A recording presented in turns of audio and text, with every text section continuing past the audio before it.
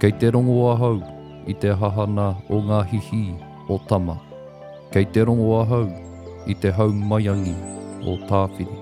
Kei te rongo ahau I ngā one hau māku o papa. Kei te rongo ahau I te kākara o tāne. E pure nei I ahau.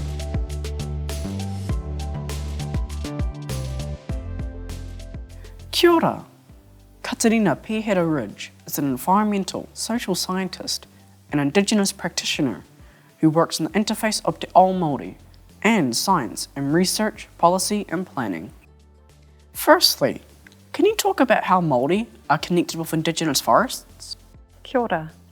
So there was a long period of hundreds of years when Māori lived 100% in coexistence with our ngahere.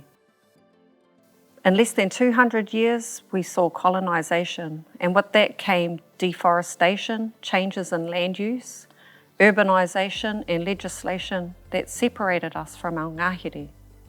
And despite te tiriti rights being agreed and signed, we have not been able to practice our traditional customs, which has affected our ngahere and our people. Conservation, science, government, local and global organisations have started to see the value that Indigenous knowledge can bring to environmental issues. Māori resilience and advocacy for our te tiriti rights and mana whenua rights, which include our connection to ngahere, have been critical. Many Māori want to also see more lands transition back to ngahere, which we have a more natural connection with. So how are people, Māori, and the ngahere connected?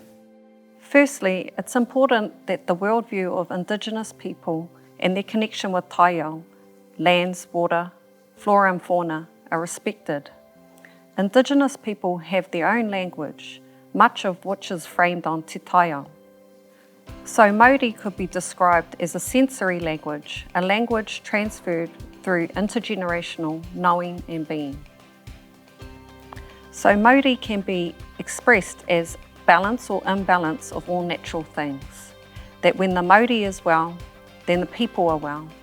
And when things are out of balance, then we, as younger human species, are also out of balance. Māori is active even when it is low.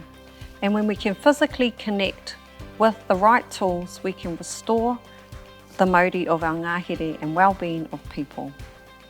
Finally, how can mātauranga Māori contribute to science and ngahere?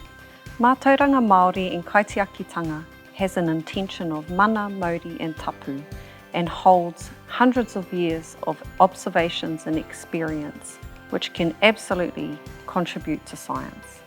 Māori understood the ecology of whenua, wai, rākau, manu, ngangara, ngā heka. We have retained this knowledge in our pūrākau, whakairo, mahi toi, karakia, moteatea, waiata, maramataka and whakapapa. Science brings its knowledge through observations, hypothesis and experiments. Te Ao Māori does the same, but with other methods.